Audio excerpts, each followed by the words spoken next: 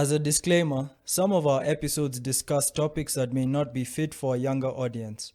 Some episodes also contain some swearing. This show was produced by the Geek Happy Network, constantly curious about the things we love. If you enjoy listening to Represented, remember to subscribe to the show on YouTube or on your favorite podcast app. Remember to leave a review. We'd love to hear your thoughts. Hi, I'm Jamie Mack. Welcome to the Represented Podcast. My name is Mick Narciso, and you are listening to the Represented Podcast. What's up? My name is Robert Mudhama, aka Lucid. Hi everyone, my name is Noni Rupia and you're listening to Represented Podcast.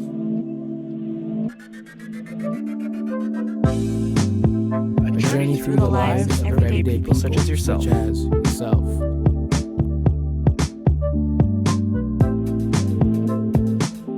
Check me out on episode 2 of season 1. Listen to me on episode 9, season 1. Episode 7 of season 1. I think I couldn't be more happier and more like myself now. I feel It opened my eyes to why I think and feel the way I do. And they inadvertently teach me how to be more creative. And I'm excited to share that story.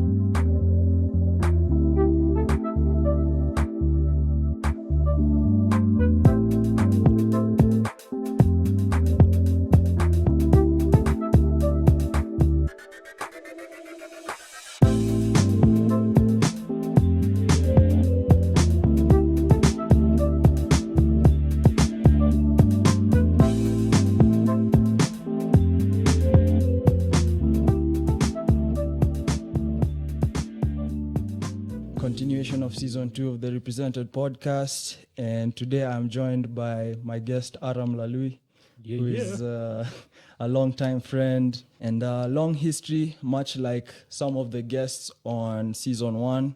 Our history begins in St. Mary's, and since like 6 years old, I think, and we've kind of just like built on that relationship all these years. And so this conversation could go a number of ways, and we'll see where it goes. But welcome to the Represented Podcast. Thank you. It's good to have you here. How are you? I'm good, bro. Yeah. I love the fact that I have no idea what Yeah. the direction of this, how this is gonna go. But Yeah. I'm Yeah, excited. It's a pleasure and an honor to be here. The general gist of this podcast is just learning from everyone's life journey, whatever that journey is or whatever it involves. Wherever you are at life is kind of like where we can start. I also like to kind of give people a history of the person. So if you're like comfortable talking about that too, that can also happen. So there's a number of places we can go. There's no limitations. We met in standard 1, was 6 years old. And I think That's 1998. 98, 99. That's 20 years ago. Is it 20? Yeah, Yeah, I guess so, right? it's 20 years ago, Yeah. man. 20 years ago. Yeah, because we were saying that like 13 when we were in high school, It's right? 20 years ago. That's crazy. That's almost 2 decades. Yeah, and like our families are close to and everything. What are some of your memories of St. Mary's? I think the most popular memory that I have of you first is you. Can I be very free? And Oh share? yeah, no, feel super free. Okay, I remember your spitting cobra skills. So this homie, This is so he weird. was a chubby kid with like, he always had his sweater on. Like I never used to see this guy in primary school without his sweater. And then he had this $1 million smile. But the $1 million smile used to go to 1,000 shilling smile after he did this spitting thing. So we'd be walking with the guy, and then suddenly you hear, and the guy spits in the air, and he tries to head her. You guys don't understand my creativity, man. I was going for something, I man. think that was one memory. Another memory was when us guys became school leaders. I remember the first time was in year 11, and we were all in the quadrangle, silent. The then Saints had a lot of students, so the quadrangle was full. there were stripes of blue and white shirts. I remember the sound of the crows in the background. And then it was Father Karaoke, who was meant to announce. And it was a kind of a shock when I saw like my boy, because Nyex was in Yellow House.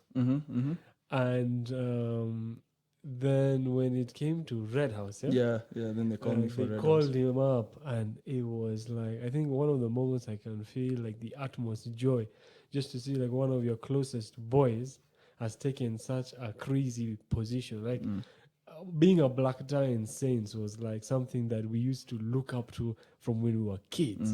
Like we used to see these guys, and they were like our version of superheroes. Yeah, you know, 100%.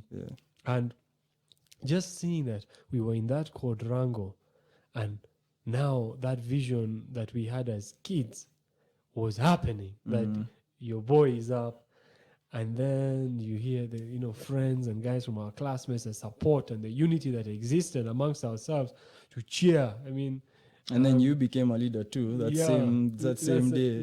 Yeah. So because like I think just for anyone who might not have context on what leadership means in St. Mary's, so like a black tie, like Aram is saying, so literally you wear a black tie which no other student has, and then you're presented this black tie on a specific day when the other black ties are handing over, and you're essentially a captain of one of the houses in your school, and it comes with so many privileges, and like you're not a regular student from that day going forward. And I think that's kind of where that looking up factor comes from. They like have power and stuff, but they're still a student, and if you're a good black tie, it means a lot, because like it means you've connected with the larger student body. You're not just an everyday student who kind of does his own thing. So I think it was an honor for sure. That's definitely and I'd say we know what happened immediately after we got our ties. Oh, I don't know if that one is we can't talk about it. That's confidential. And I think the second memory that immediately comes after is the last prize day we had in Saints. Like I think it was probably one of the most joyous occasions of our 13, 14 years there. And just getting onto that platform, the stage that they used to make once a year, and putting our hands out and singing the school song. We got the veteran award because we were there from standard 1 all the way to IB2. And just hearing dun, dun, dun, dun, dun, dun, dun, dun, dun, we stand for God and for His glory, the Lord supreme and Lord of all. Against His force we raise His standard, around the cross we hear His call. Strengthen our faith, Redeemer, guard us when danger is done. To Thee we pledge our lives and service. For God we live, for God we die. To Thee we pledge our lives and service.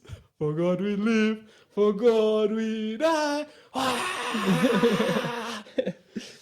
And I'm already getting shivers, man. And I actually can't. When I started, I thought I wouldn't be able to finish. You can't forget. But it's that crazy song. how that stays with you. Did you know about St. Mary's before you joined it in Standard 1? So before Standard 1, we were in a school called Madari Kindergarten. So Madari Kindergarten had, I was there with a mutual friend of ours. It's called Jack.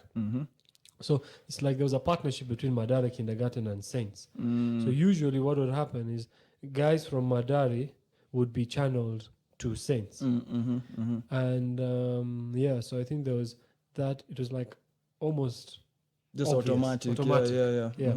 So Interesting. So like you spent all your life in St. Mary's, like myself. Do you think it made you what do you think it did for you as a person being in that school for all your life? Dude, I think I owe Saints everything. I think one thing that I truly appreciate is that the recognition that by virtue of my skin color, if someone looks at me, they wouldn't think I'm Kenyan. Kenyan, yeah. But I remember one thing in Saints and with my classmates, my identity was never questioned. It was always that this guy is one of us, and his accent already, I mean, for your If you had this, like, yeah, this guy if you had this sounds like- podcast before watching it, you're gonna be confused. So I think one thing was the ability to form an identity that was not skewed. You know, I was privileged by the fact that I was accepted, and my identity was formed through the recognition that I was accepted by my peers and the school body. I think another thing that Saints did for me was it was a very holistic system. So, unlike the fake guys on the other side, well, that is a school, Strath. Strath. Strathmore, man, you guys, Strathmore, where are man. they today, man? No, I feel sorry for those homies. Those guys, they so wanted to be in Saints, man. Yeah, Yeah, Saints so- was a vibe. So I think there was understanding that academics is important, but there was an emphasis on forming a holistic person, an all-rounded person. So we were exposed to sports. I was in the football, you were playing basketball, there was the musical. And you kind of had to almost try every sport at some point. Yeah. And I think that made the leadership opportunity. So it was really a focus on creating an individual, and an individual that had a diverse way of thinking and open to opportunities. And so I think those, and then most important from Saints was my boys. I mean, I'm now approaching 28 in 2 months. Yeah. I know these homies for 20 years. We're still together. We talk every day. We work together. And I think that support system that I got from Saints was probably the most important element. These are brothers that we've walked through breakups. We've walked through, you name it, difficulties, financial difficulties. We've been there for each other through thick and thin.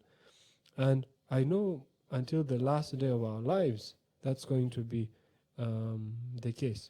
So I think those are the main things I take from Saints. And like, speaking of you not looking like a Kenyan, there's obviously a reason for that. It's because of like your origins. Do you mind giving us like sure. So my heritage is originally from Iran. So people from Iran either go as Iranians or Persians. what's the difference? The difference was before the revolution in 1978, it was known as Persia. After the revolution, became known as Iran. And what happened was, by my religion, I'm a Bahai, and the religion was spreading so fast in Iran that a lot of Baha'is' lives were in danger. And after the revolution, a lot of families had to flee. So my father went to the UK, my mother went to America. I recall my father telling me that when he landed in London for the first time, he could not speak a word of English. And he studied control engineering at Sheffield University. And then he knew with Iranian citizenship, it's not going to take him anywhere. So he decided to apply and go to Canada. So he went to Canada, and there he worked for the Canadian military, and he designed navigation systems for cruise missiles. But because we're Baha'is, there are no priests or clergy in the Baha'i faith, so the religion spreads through the individual Baha'is. And there was a need to go and create, more of like share the religion in this part of the world. So my father proposed to about 7 women, and they all said Z when they heard he was going to Africa. Oh, wow. Wait, so like how long was that? How long? So he was preparing. So during his time there, he knew he was going to leave. Oh, eventually. Okay. So eventually, he proposed to quite a number, and whenever he would say he was coming to this part of the world, they would say, so the only person who accepted was my your mom. So from the day they met to the day they got married was 14 days. And my father knew exactly what he was looking for. And one criteria for him was someone who's going to walk the path of service with him. So then he came to this part of the world in, I believe, in 1982, if I'm not wrong. 1982 to 1985, somewhere around then. So your dad is essentially a missionary, kind of. So, something like that. We'll say something like that. And then he came here and he helped set up the Department of Computer Science at the University of Nairobi. Then I was born in 92. And yeah. Wow. What are some of your, have you had much interaction with your own people in Iran and stuff? Like, what's your relationship with people who you left there or who your family left there? So it's actually a very interesting question when I think about it. It's like my only interaction with Iran is the name Iran. And I speak the language. I'm conscious that that's my heritage. But I don't think I feel like those are my people. And I love my family that are there. But I honestly feel like it's a relationship that's very surface. Yeah, of course, because you were born and raised here. Yeah. Right? So I appreciate the fact that my parents gave me that. They ensured that I learned the language, so at least I'm conscious of where I'm originally from. But for me to stand up and get emotional over the country, no. Oh, yeah? Yeah. Oh, okay. Yeah. How many times have you visited? I've been to Iran, I believe, twice. The last time was in 2004. And the reason I've not gone back is because when you get to the age of 18, you have to go to military. Oh, okay. Even though I'm a Canadian citizen, still, you never know. You might land in the airport and some homie is chasing you. Man. And yeah. That's crazy. So also because of our religion, my father's family was very active. So there is always the worry that if you go back, you're not sure what will happen. Yeah. Yeah. That's interesting. Do you have some of those intentions yourself in terms of like how your dad was spreading the Bahai word and stuff? Is that something that you're interested in as well? I think as I get older, I really begin to recognize that the predominant theme of the Bahai faith is unity.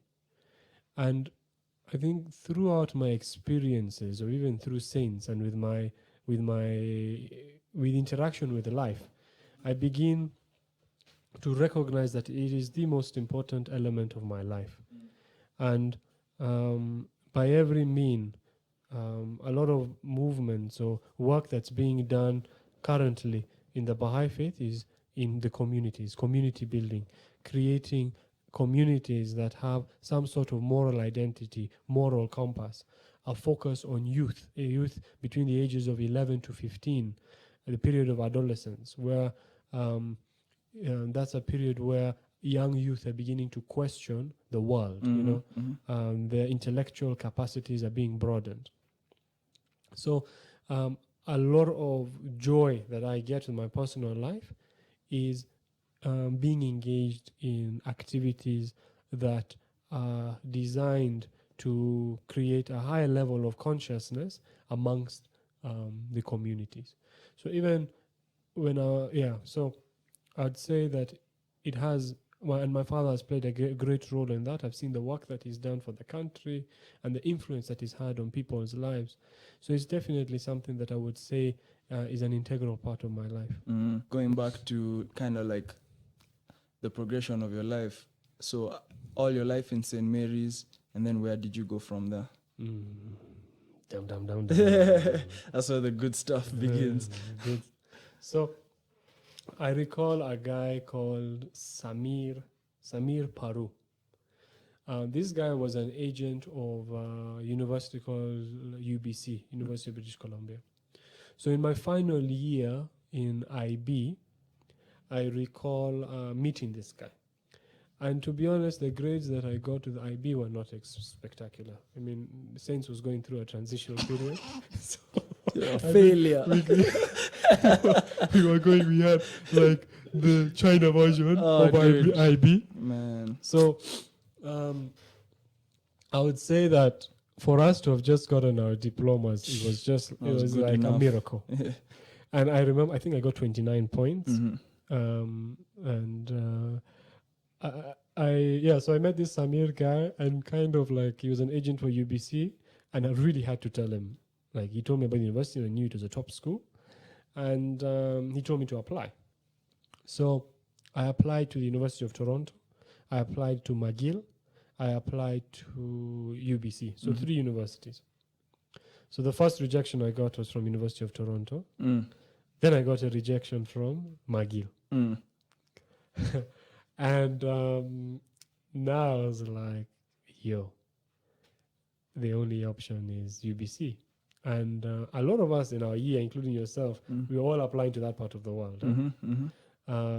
So even our friend Jack also applied to the same universities, including UBC. Because I think also at that time when we were finishing, for some reason there was like a big Canadian initiative, because a lot of those unis would come to Nairobi and present.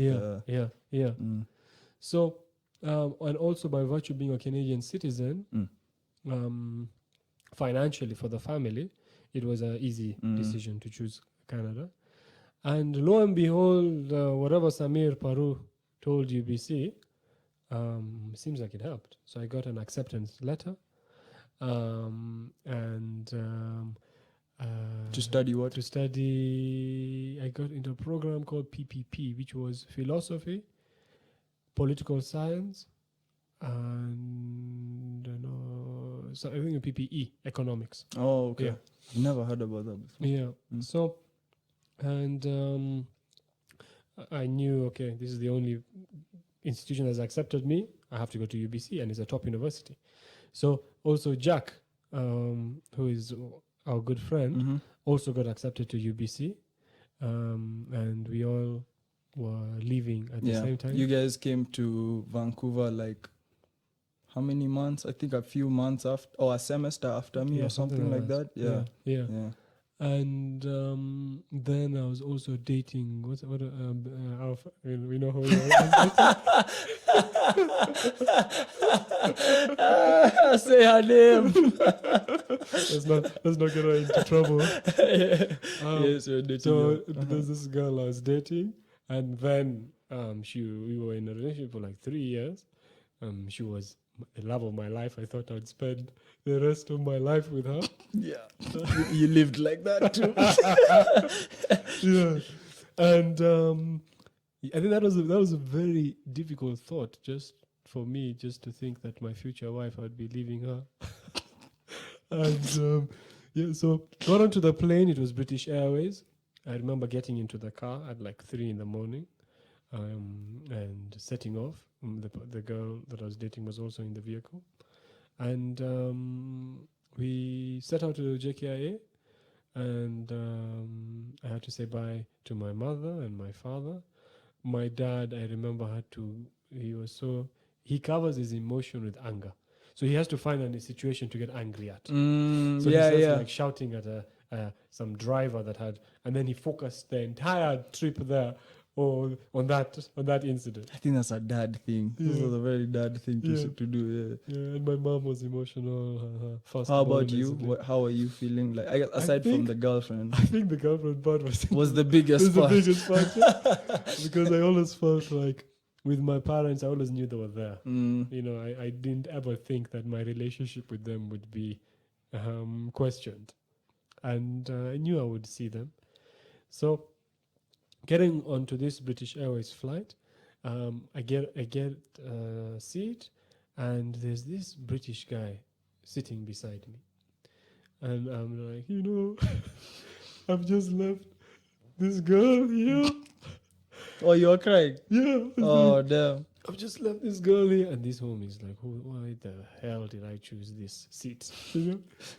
And he kind of like gave me the look like, I'm not interested to hear your story, and just suck it in. So I get to London. My hair was overgrown. I was wearing a green Hollister shirt with shorts. It was really cold. Had these power shoes from Bata. Shout out to Power, man.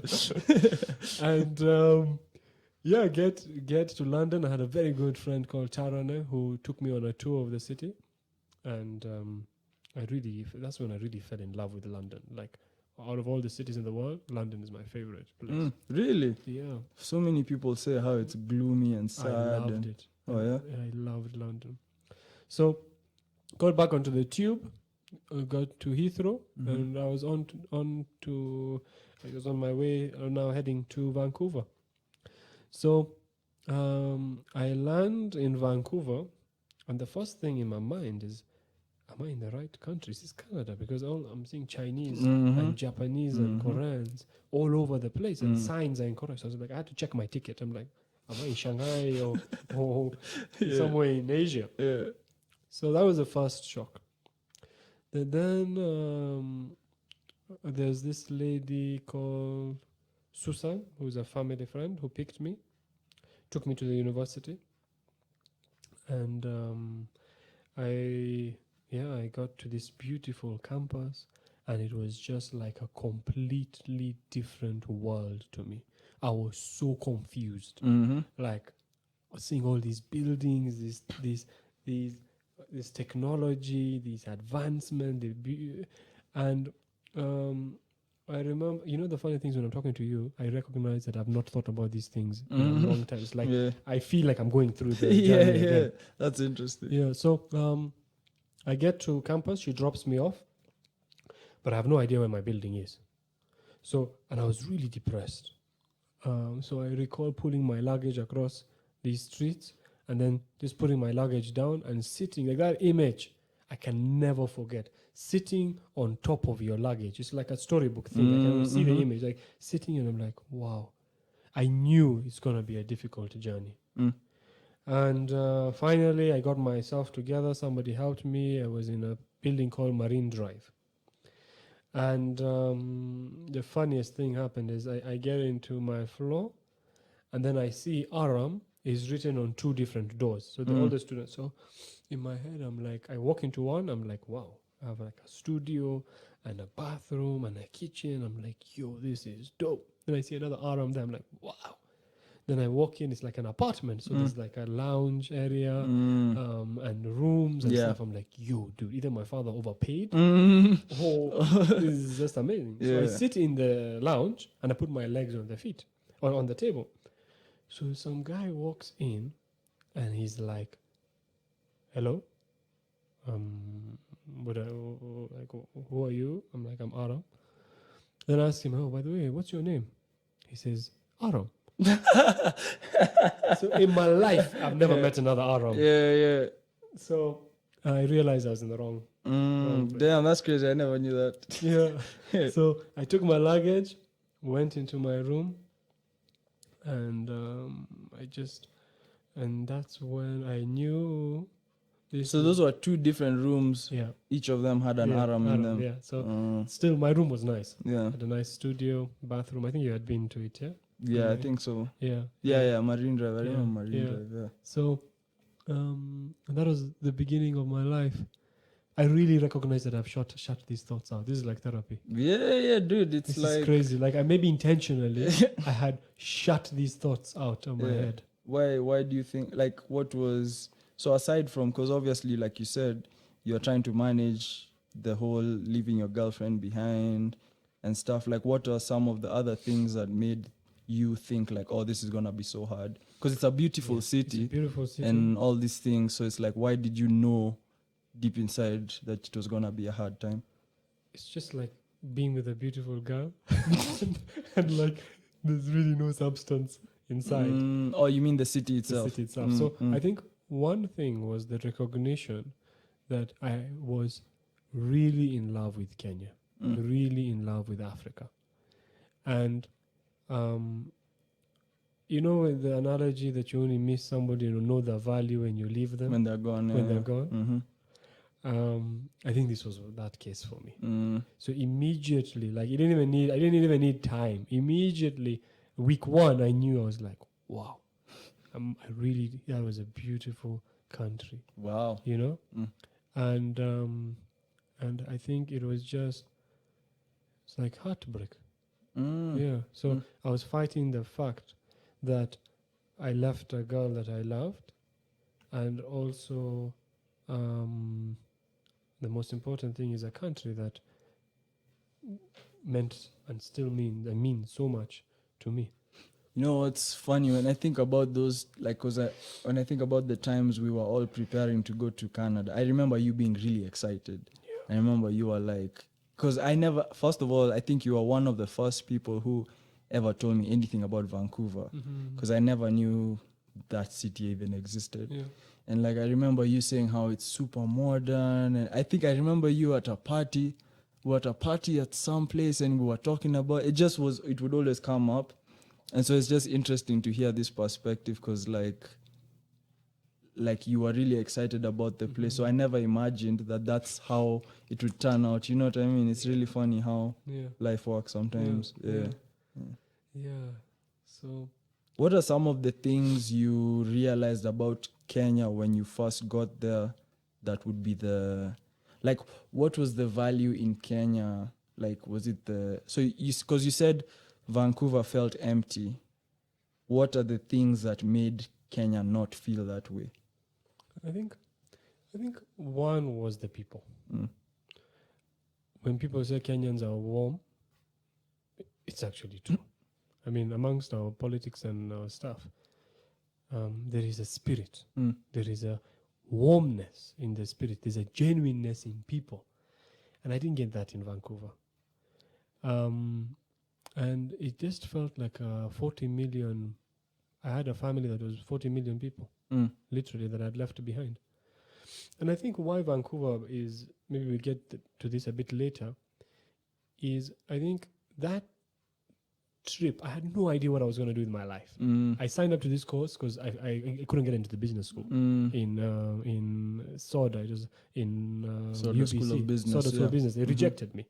So the only way I could get into getting a degree was philosophy, or that course accepted. So I think the pain that I felt in Vancouver kind of like opened the way into my future. I began to recognize what I wanted to do. And I recall waking up every morning to read the Business Daily and seeing that one impact that I could have back home or in general was through business.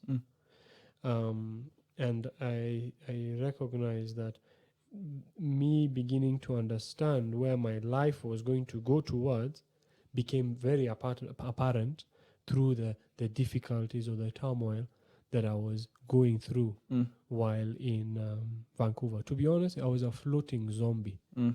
My body was physically there.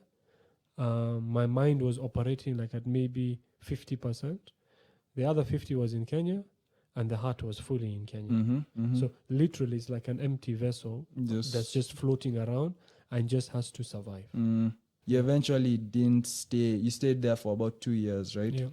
And so, like, during your time there, do you recall any time when you kind of got a groove of any sort, or it just never came? It did actually.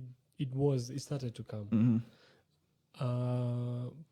Partially though, and I think it was the bond again that I formed with the Africans. Oh yeah. Okay.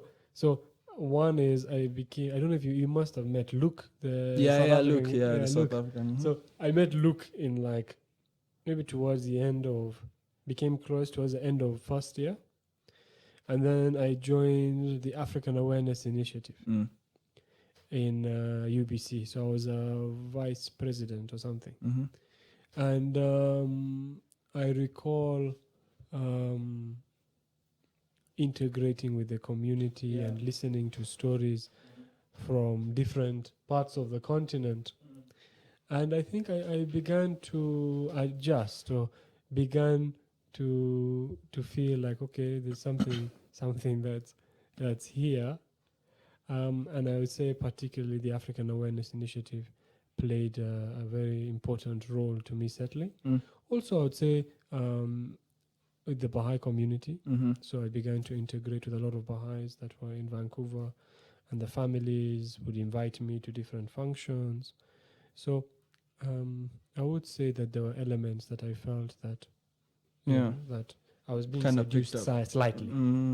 Yeah.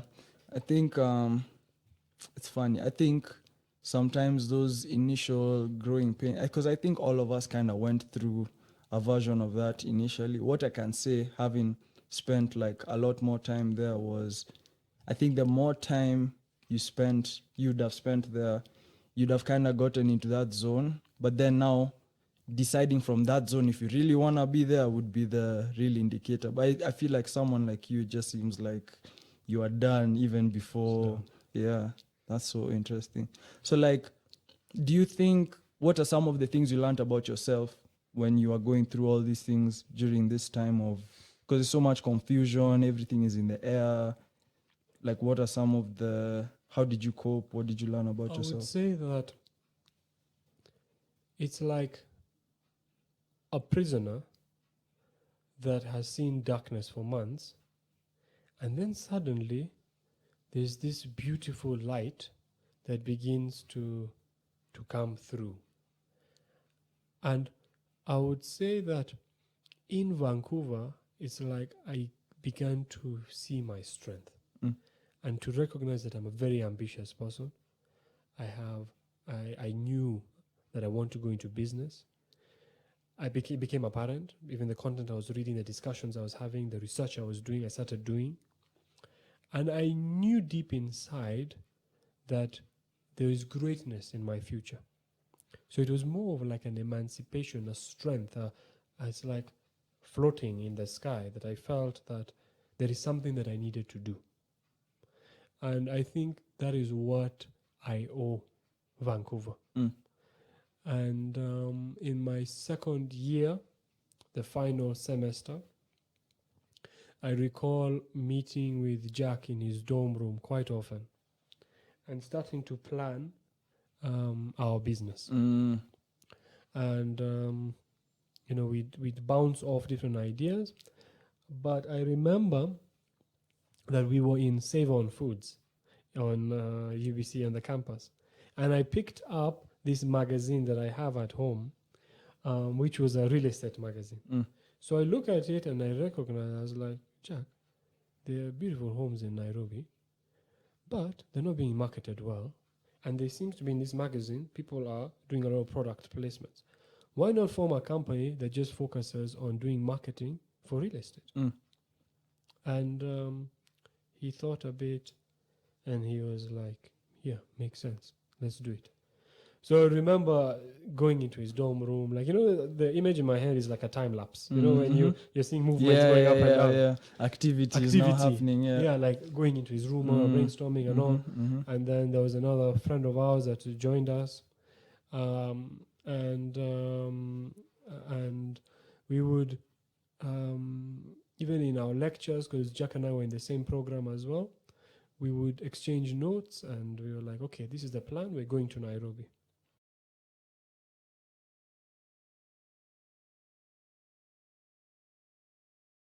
If you'd like to get in touch with the Represented Podcast, feel free to hit up at Represented Podcast on Instagram or email us at representedpodcast@gmail.com. This show is hosted and created by myself, Kanyeki Kamawe. Editing by Lucid and myself. Video directed by James Kamawe. Video editing by myself, Kanyeki Kamawe. Intro music by Lucid and Mari Narciso.